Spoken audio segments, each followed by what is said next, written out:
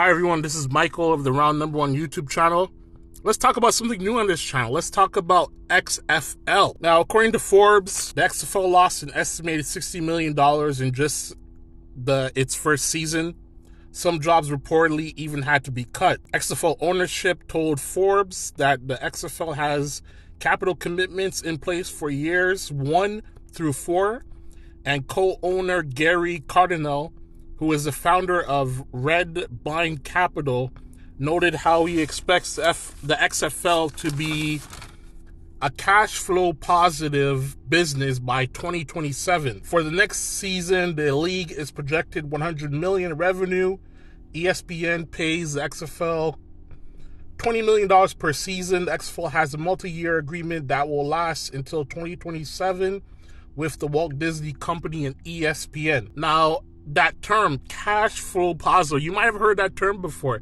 Dixie Carter is famous for using this term. People wanted to find out if TNA was profitable, and she always was throwing the term cash flow positive. And there's this guy on YouTube named Don Tony, and hey, some people don't like Don Tony, some people like Don Tony. I like Don Tony. I remember he had a whole show about this cash flow positive. And let me tell you what cash flow positive means. Cash flow positive means a company has more money moving into it than out of it.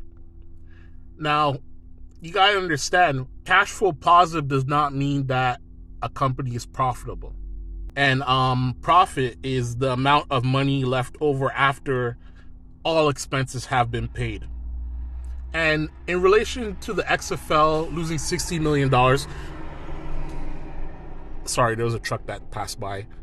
You gotta look at the XFL. What is the major expense of the XFL? And if you have to look at the XFL is a brand new company. The major expense of the XFL is not only are they taking care of the head office responsibilities, they're taking care financially of the whole league. The XFL has 8 teams. Those 8 teams are entirely owned by the XFL.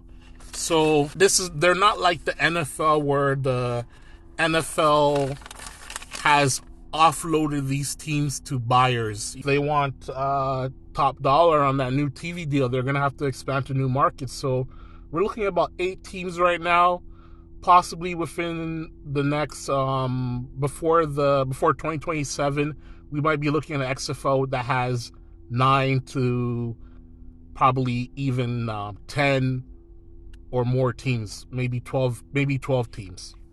But they're going to have to expand. There's markets such as New York that the XFL is not in that they should get in. And unfortunately, this is going to cause XFL to carry more expenses. With carrying these expenses, with owning the teams, this is not a quick... Unfortunately, you can't sell the teams right now. There's no value in the teams right now. Maybe in 3 years time, in 4 years time, there'll be value in selling the teams, and that's when XFL will be rolling the dough. That's when they'll be not only a cash flow positive company, but also a company that's in the profit. A lot of people tend to forget the XFL was doing pretty good when Vince McMahon relaunched it back in, was it 2020? It was doing pretty good. The only thing that killed it was COVID.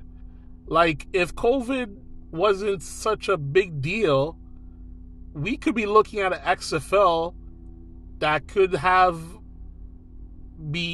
be flush with billions of dollars by now.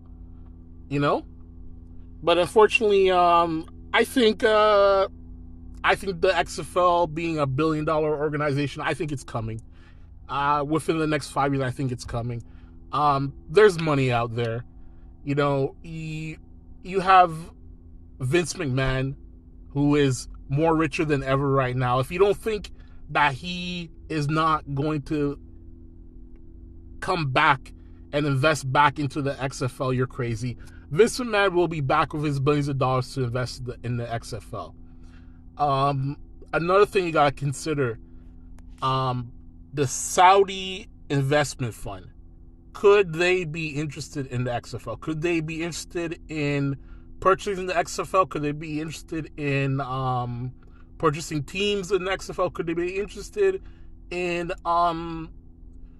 securing a deal like the WWE, where the XFL brings a certain amount of games to Saudi Arabia, and they get paid, and the XFL gets paid handsomely by the Saudi investment fund?